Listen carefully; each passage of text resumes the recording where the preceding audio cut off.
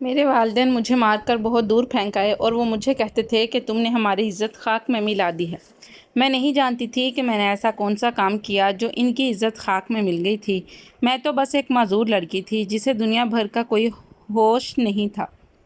میرے والدین نے مجھے زہر دے دیا تھا۔ ان کی نظروں میں مر چکی تھی، مگر کسی نیک انسان کی مجھ پر نظر پڑ گئی اور اس نے میری جان بچائی، اور پھر وہ مجھے اپنے گھر لے گیا۔ سال بعد جب میں 17 سال کی ہوئی تو اس نے مجھ سے نکاح کر لیا۔ میں اس کے ساتھ بہت خوش تھی۔ ایک روز میری نوکرانی روتے ہوئے مجھے کہنے لگی، بی بی جی، مجھ سے یہ ظلم دیکھا نہیں جاتا۔ جب میں نے اسے پوچھا کہ کون سا ظلم، تب وہ بولی، آج رات آپ اپنے بستر کی چادر اٹھا کر خود دیکھ لیجیے گا، آپ کو سب پتہ چل جائے گا کہ صاحب جی آپ پر اتنے مہربان کیوں ہیں۔ رات کو شوہر کے سونے کے بعد میں نے جیسے ہی اپنے بستر کی چادر ہٹائی تو میرے سر پر آسمان گر پڑا۔ ایسا لگتا تھا کہ ابھی میری جان نکل جائے گی، کیونکہ وہاں تو میرا نام عقیلہ ہے۔ میرے والد پرائیویٹ ادارے میں جاب کرتے تھے۔ میری والدہ کو بھی جاب کرنے کا بہت شوق تھا، مگر ابا انہیں جاب نہیں کرنے دیتے تھے۔ ابا ان کی خوبصورتی کی وجہ سے انہیں باہر جانے نہیں دیتے تھے۔ میری اماں کی تعلیم میرے ابا سے زیادہ تھی۔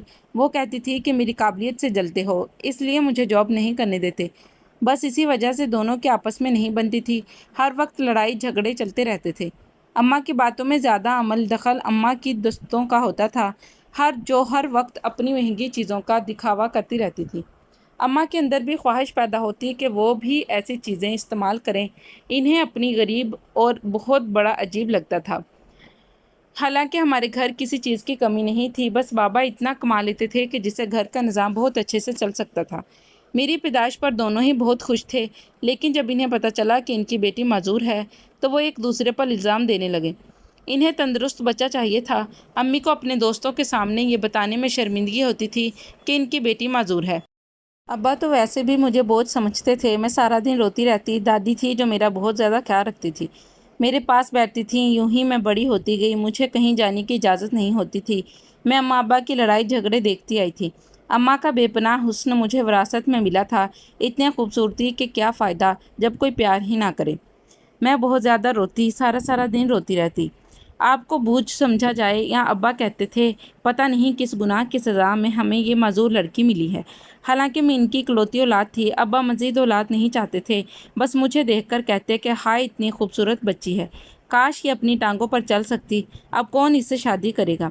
میرا دل چاہتا تھا کہ میرے والدین مجھے پیار کریں، مگر وہ تو میری طرف دیکھ کر بھی راضی نہ تھے۔ وہ تو آپس میں طلاق چاہتے تھے، آپس میں لڑائی جھگڑے ہی کرتے رہتے تھے۔ لیکن سب سے بڑی وجہ میں تھی۔ وہ مجھے کسی یتیم خانے میں جمع کروانا چاہتے تھے، لیکن دادی نے ایسا نہیں ہونے دیا تھا۔ پھر اچانک دادی کی طبیعت خراب رہنے لگی تو کوئی مجھے پوچھتا تک نہیں تھا۔ ان کا علاج بھی جیسے تیسے چل رہا تھا، اور پھر ایک ماہ بعد دادی ہمیشہ کے لیے اللہ تعالیٰ کے پاس چلی گئیں۔ میں بہت روئی تھی کہ اللہ تعالیٰ نے بھی مجھے اپنے پاس بلا لیتے۔ دادی کو فوت ہوئے چند دن گزرے تھے کہ اماں ابا کی لڑائیاں مزید بڑھ گئی تھیں۔ اماں اپنا سارا غصہ مجھ پر مار کر نکالتی تھیں۔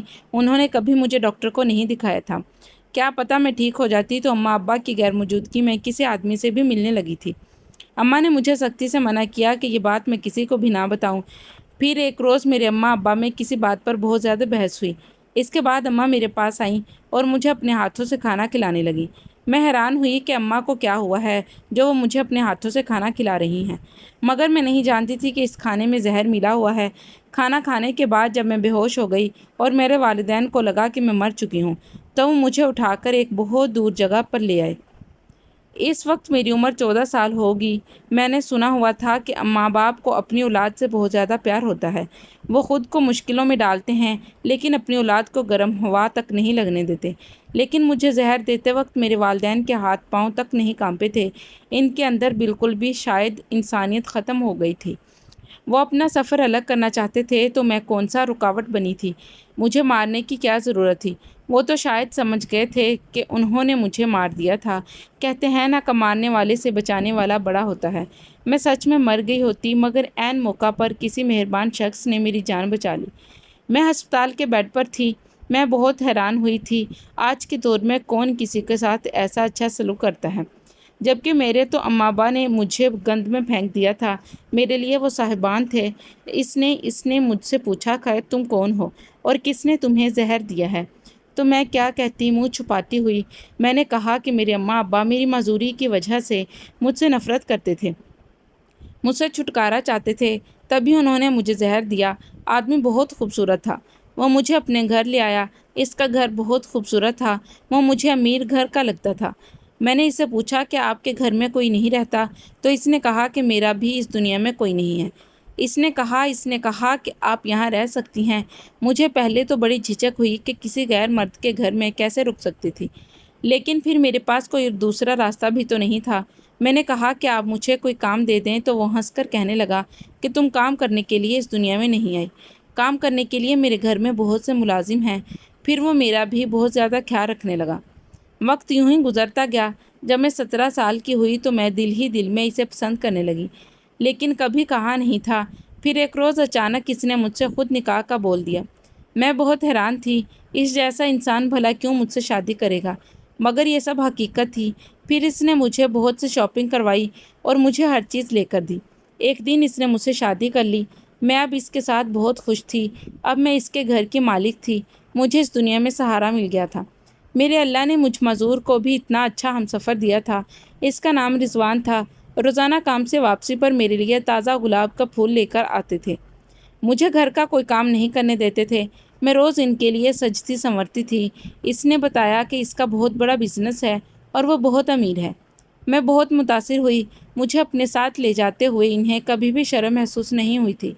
میں ہر پارٹی میں ان کے ساتھ جاتی۔ ان کے فرینڈز سب حیران تھے کہ اتنے خوبصورت انسان نے ایک معذور لڑکی سے شادی کر لی۔ میں خوبصورت تھی، مگر کہتے ہیں نا کہ خوشیوں کی مدت کم ہوتی ہے، کسی نہ کسی کی نظر لگ ہی جاتی ہے۔ میں اللہ تعالیٰ سے دعا کرتی تھی کہ میری خوشیوں کو کسی کی نظر نہ لگے۔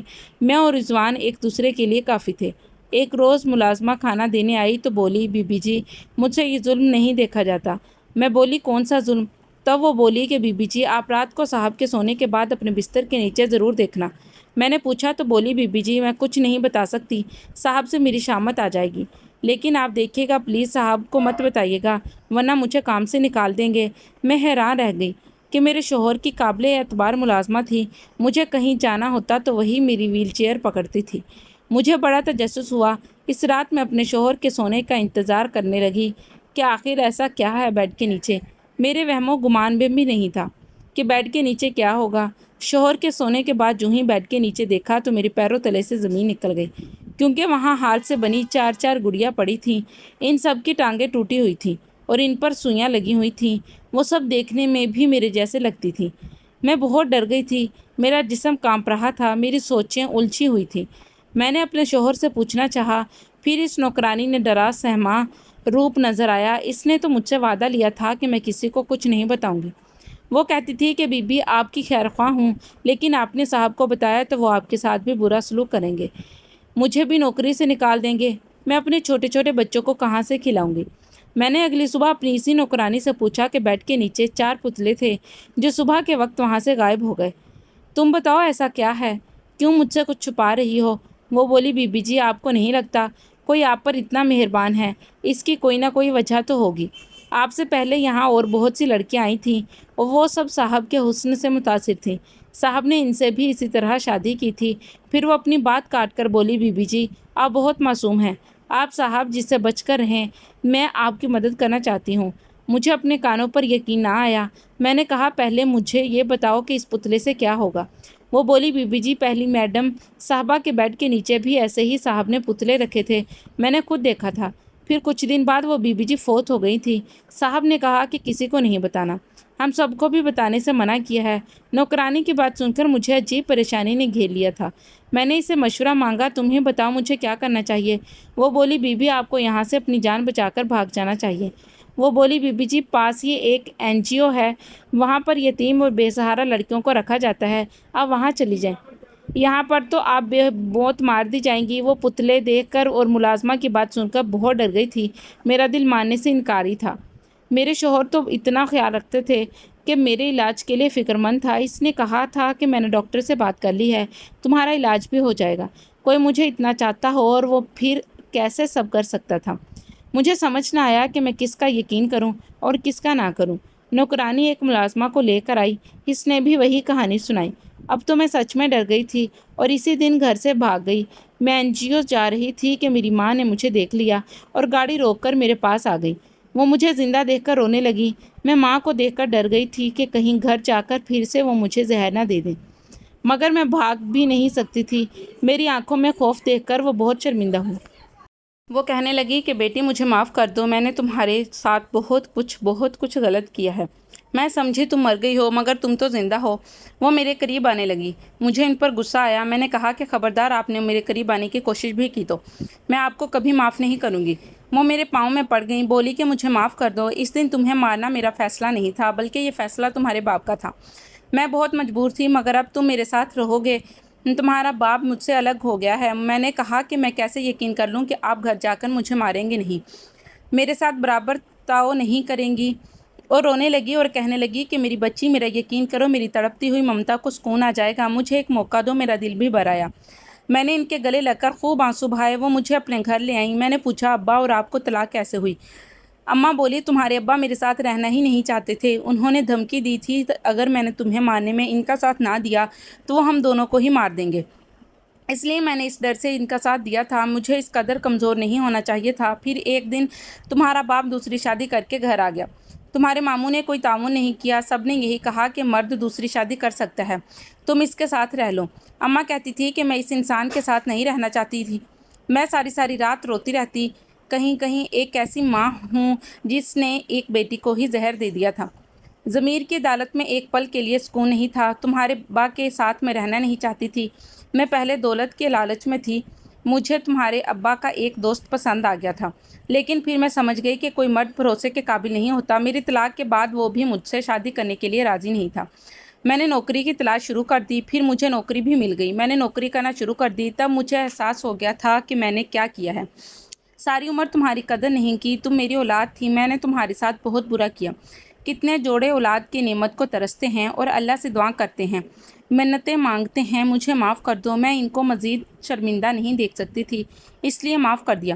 وہ خوش ہو گئیں۔ اماں بولی اب میں تمہیں کہیں جانے نہیں دوں گی، اتنے عرصے تم کہاں رہی تھی؟ میں نے کہا جب آپ لوگ مجھے مار کر کچرے میں پھینک گئے تھے تب مجھے ایک شخص اپنے گھر لے گیا تھا، میرا علاج کروایا اور پھر اس نے مجھ سے شادی کر لی، لیکن مجھے پتا چلا کہ وہ اچھا انسان نہیں ہے۔ مجھے وہاں کام کرنے والیوں نے بتایا کہ اس نے پہلے بھی بہت سی شادیاں کی ہوئی ہیں اور وہ ان کی ہم شکل گڑیا بیڈ کے نیچے رکھتا ہے اور پھر چند دن بعد ہی ان کی بیوی مر جاتی تھی، تبھی میں وہاں سے بھاگ گئی۔ اماں روتے ہوئے بولی یہ سب میری وجہ سے ہوا ہے، میں اچھی ماں نہیں ہوں، تبھی تمہیں اتنی مشکلیں دیکھنی پڑیں، تم اپنی ماں کو معاف کر دو۔ میں نے کہا اماں اس میں آپ کا کوئی قصور نہیں ہے۔ اب اماں بولی اس میں میرا ہی قصور ہے، تمہیں اس قدر نفرت سے پالا، میں دن رات تمہیں بھوکا رکھتی تھی، تمہیں مارتی تھی، تم ڈر جایا کرتی تھی لیکن میں ترس نہیں کھاتی تھی، مگر اب تمہیں کوئی شکایت کا موقع نہیں دوں گی، اب اچھی ماں بن کر دکھاؤں گی۔ میں ان کے گھر رہنے لگی تھی، وہ مجھ سے باتیں کرنے کی بہت کوشش کرتی تھیں۔ اماں اب بھی ویسے ہی خوبصورت تھی، کہیں سے بھی ایک شادی شدہ بیٹی کی ماں نہیں لگتی تھی، کوئی بھی دھوکہ کھا جاتا ان کی عمر اور چال چلن سے، وہ میری بہن لگتی تھی۔ اب بھی ان پر کئی مرد مرتے تھے۔ اماں نے بتایا کہ وہ جہاں جاب کرتی وہاں پر گھران نہیں اسے کمپنی کی طرف سے ملا ہوا ہے، آفس کی طرف سے گاڑی بھی ملی تھی، وہ کسی بڑے عہدے پر جاب کرتی ہیں۔ مجھے کہا کہ میں جلد تمہیں تمہارے شوہر سے طلاق دلوا دوں گی، تمہیں گھبرانے کی ضرورت نہیں ہے، اب تم اکیلی نہیں ہو، تمہاری ماں تمہارے ساتھ ہے۔ میں خوش ہو گئی کہ میں اکیلی نہیں ہوں۔ مجھے کہیں نہ کہیں شوہر کو چھوڑنے کا دکھ ضرور تھا، میں اس شخص کی شخصیت سے اب تک ناواقف تھی۔ اماں واپس آ کر مجھ سے خوب ساری باتیں کرتی، مجھے بتاتی کہ میں نے اپنے سب دوستوں کو چھوڑ دیا ہے، سب مجھے نیچا دکھاتی تھیں، انہوں نے میرے اندر زہر بھر دیا تھا۔ میں نے کہا کہ انسان غلطیوں سے ہی سیکھتا ہے، اور وہ چپ ہو گئی۔ مجھے یہاں رہتے مہینہ ہو گیا تھا، ایک دن رات کو پیاس کی وجہ سے اٹھی، کچن میں جانے لگی تو میں نے کیا دیکھا، میں حیران رہ گئی، لیکن مجھے اماں کے کمرے سے آوازیں آ رہی تھیں، مجھے تجسس ہوا کہ سنوں تو وہ کیا باتیں کر رہی ہیں۔ رات کے اس پہر اماں کے کمرے میں کون ہو سکتا ہے؟ اماں نے تو کہا تھا کہ انہوں نے سب سے تعلق توڑ دیا ہے۔ سننے لگی تھی کہ کسی مرد کی آواز آ رہی تھی، اماں کو وہ شخص کہہ رہا تھا کہ تم جلدی اپنی بیٹی کو طلاق دلواؤ ورنہ تمہیں میں نوکری سے نکلوا دوں گا۔ وہ اماں کو بوسیدہ تھا، لیکن رات کے اس پہر وہ بھی اماں کے کمرے میں، مجھے یہ سب ٹھیک نہ لگا۔ پھر وہ کہنے لگا کہ تم جو بھی مجھ سے شادی کرنے کے خواب دیکھ رہی ہو، تمہارے خواب تبھی پورے ہوں گے جب تم میرا کام کرو گی۔ اگر میں نے تم سے اپنا گھر اور گاڑی کھینچ لی تو تم سڑک پر آ جاؤ گی، تم ابھی تک اپنی بیٹی کو طلاق نہیں دلوا سکی، میں نے اتنا کچھ کیا، تمہاری بیٹی کی نوکرانی کو پیسے دیے، اس کو گھر سے نکالا، تمہاری بیٹی کے دل میں بدگمانی پیدا کی، جھوٹے پتلے بنا کر رکھے۔ یہ اپاہج لڑکی میرے بیٹے کی زندگی میں نہیں ہونی چاہیے۔ میں حیران تھی کہ میری ہی بات ہو رہی تھی۔ یقیناً یہ آدمی میرے شوہر کا باپ تھا۔ میری امی بولی، جیسے تم بولو گے ویسا ہی ہوگا، اب تمہیں شکایت کا موقع نہیں ملے گا۔ میں نے بیٹی کے دل میں جگہ بنا لی ہے، بہت بھولی بھالی ہے، میں اسے سائن کروا لوں گی۔ اب مجھے ساری بات سمجھ آ گئی تھی۔ مجھے اپنی کم عقلی پر غصہ آیا تھا کہ میں نے اتنی محبت کرنے والے شوہر پر اعتبار نہیں کیا۔ میں کتنی آسانی سے ان کے جال میں آ گئی تھی۔ جو ماں بیٹی کو زہر دے سکتی ہے وہ اچانک اتنی اچھی کیسے ہو گئی؟ یہ سوچی سمجھی چال تھی۔ وہ نوکرانیاں بھی ملی ہوئی تھیں۔ میں ان کی باتوں میں آ گئی۔ انہوں نے ہی وہ 4 گڑیاں میری ہم شکل رکھی ہوگی، اور لڑکیوں کی کہانی بھی من گھڑت تھی۔ مجھے ایک دم گھٹن کا احساس ہو گیا۔ میں یہاں سے نکلنا چاہتی تھی۔ اگلے دن اماں آفس گئیں تو ان کی ملازمہ مجھ پر نظر رکھنے کے لیے آ گئی۔ میں نے ان سے کہا کہ میری مدد کرو، میں تمہیں منہ مانگی رقم دوں گی، مجھے میرے شوہر کے گھر لے چلو۔ میری ماں بہت ظالم ہے۔ میری ماں بالکل بھی نہیں بدلی تھی۔ اس نے بس میرے سامنے اچھا بننے کا نقاب چڑھایا ہوا تھا۔ میں نے کہا کہ وہ مجھے طلاق دلوانا چاہتی ہے، میرا گھر تباہ کرنا چاہتی ہیں۔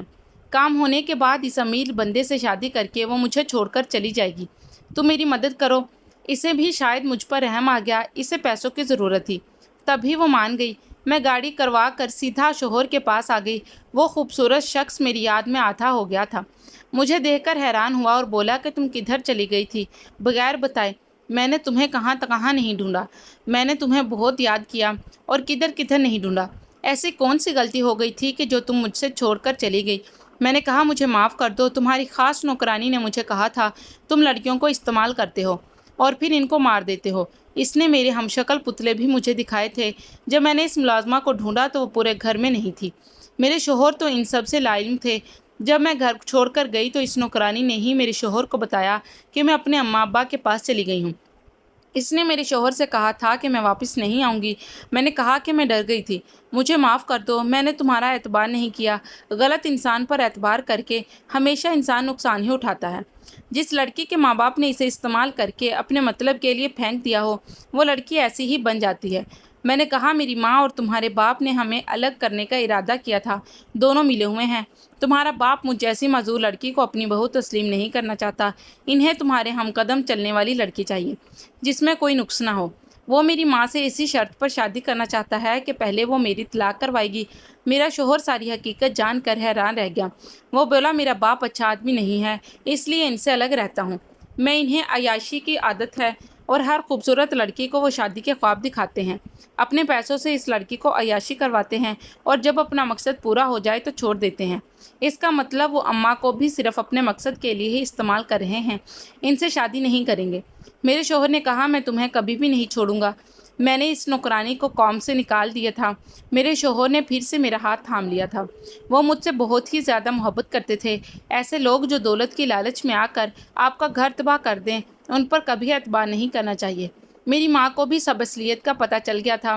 وہ بھی میرے شوہر کے گھر آئیں۔ انہیں فکر تھی کہ اگر میں نے صلح کر لی تو کہیں ان کے ہاتھ میں آئی دولت واپس نہ چلی جائے۔ حقیقت میں وہ کسی کو پیار ہی نہیں کرتی تھیں۔ وہ میرے پاس آ کر مجھے کہنے لگی تم میری بیٹی ہو، چلو میرے ساتھ، میں تمہیں اس آدمی سے طلاق دلواؤں گی۔ میں نے کہا کہ آپ کا اصل چہرہ میں دیکھ چکی ہوں، اب میں اپنے شوہر کے ساتھ اسی گھر میں رہوں گی۔ میں بیوقوف تھی جو آپ پر اعتبار کیا، مجھے ناسمجھ نہیں ہونا چاہیے تھا اور مجھے پہلے ہی سمجھ جانا چاہیے تھا کہ آپ اعتبار کے لائق نہیں ہیں۔ وہ بولی کیا بول رہی ہو بیٹی، میں تمہارا علاج کروانا چاہتی ہوں تاکہ تم بالکل ٹھیک ہو جاؤ۔ تم نے مجھے معاف کر دیا ہے۔ میں نے کہا کہ میں نے آپ کی اس رات ساری باتیں سن لی تھیں، اگر اب آپ نے میرے ساتھ کوئی زبردستی کی تو میں آپ کو پولیس کے حوالے کر دوں گی۔ پولیس کا نام سن کر وہ گھبرا گئیں۔ میں نے کہا کہ آپ اس قابل نہیں ہیں کہ آپ کو معاف کیا جائے۔ میں نے انہیں جان سے مار دینے کے جرم میں کروا دیا تھا کہ انہوں نے مجھے زہر دے کر مارنے کی کوشش کی ہے۔ پولیس انہیں گرفتار کر کے لے گئی۔ میں کبھی بھی ایسا نہ کرتی، لیکن مجھے پتہ تھا کہ انہوں نے میری زندگی میں سکون کبھی نہیں رہنے دینا تھا۔ لیکن اللہ تعالیٰ کا شکر ہے کہ سب معاملہ ٹھیک ہو گیا تھا۔ میرے شوہر نے مجھے بتایا کہ میں نے تمہیں بہت جگہ ڈھونڈا مگر تم مجھے کہیں نہ ملی۔ تم کاش مجھ پر یقین کر لیتی۔ تمہاری ماں اور میرا باپ دونوں ہی غلیظ انسان ہیں۔ میں ان رشتوں سے نکل آیا ہوں۔ اس دنیا میں واحد تم ہو جو میری ہو۔ مجھے شرمندگی ہوئی، میرا شوہر مجھ سے اتنا پیار کرتا تھا، پھر بھی میں نے اس کا اعتبار نہ کیا۔ میری معافی مانگنے پر انہوں نے مجھے معاف کر دیا۔ اب ہم اس سے خوشی رہ رہے ہیں۔ میں اپنے علاج کے لیے اپنے شوہر کے ساتھ باہر کے ملک آ گئی تھی۔ ڈاکٹر نے آپریشن کا بتایا تھا کہ اس کے بعد یہ چل بھی سکتی ہے۔ میرے شوہر میرا خیال رکھتے ہیں۔ میں اللہ تعالیٰ کا جتنا شکریہ ادا کرتی ہوں وہ کم ہے۔ آپریشن کے بعد میں بالکل ٹھیک ہو گئی تھی، اپنے پاؤں پر چلنے لگی تھی۔ میں نے اللہ تعالیٰ کا لاکھ لاکھ شکر ادا کیا تھا کہ اس نے مجھے اتنا پیار کرنے والا شوہر عطا کیا۔